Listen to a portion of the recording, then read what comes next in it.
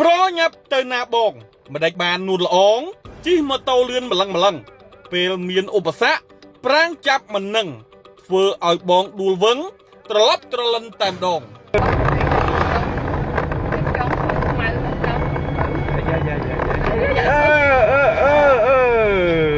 រូបភាពដែលបងប្អូនកំពុងតែទស្សនានេះ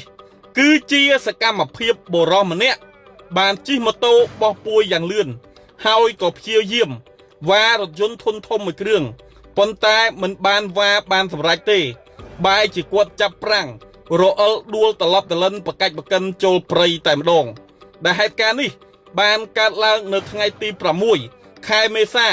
ឆ្នាំ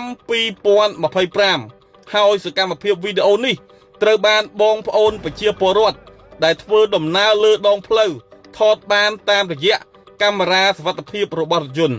យើងឃើញថាបរិសុទ្ធម្នាក់នេះគាត់ពិតជាបើកម៉ូតូលឿនមែនទែនហើយអ្វីដែលយើងមើលទៅគួរឲ្យកត់សម្គាល់ទៀតនោះគឺគាត់បើកបរម៉ូតូមិនពាក់មួកសុវត្ថិភាពទេនៅពេលដែលគាត់ព្យាយាមវ៉ារថយន្តធុនធំនោះគឺគាត់វ៉ាមិនមើលផ្លូវកោងទេ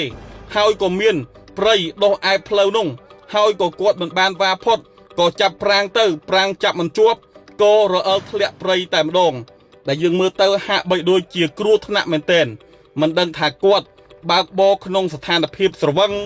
ឬក៏ក្នុងស្ថានភាពបែបណាទេយ៉ាងណាការបើកបរយើងគួរតែមើលអំពីស្ថានភាពផ្លូវផងប្រសិនបើផ្លូវមានឧបសគ្គបែបនេះតើយើងគួរតែវ៉ាទៀតអត់ហើយម្យ៉ាងវិញទៀតសូមឲ្យការបើកបរមេត្តាកុំបើកលឿនពេកកាលណាយើងបើកលឿនពេកមានឧបសគ្គប្រាំងចាប់មិនជាប់នោះទេសូមទស្សនាคลิปវីដេអូសកម្មភាពនេះនិងពិចារណាតាមការគួរទាំងអស់គ្នាបងប្អូន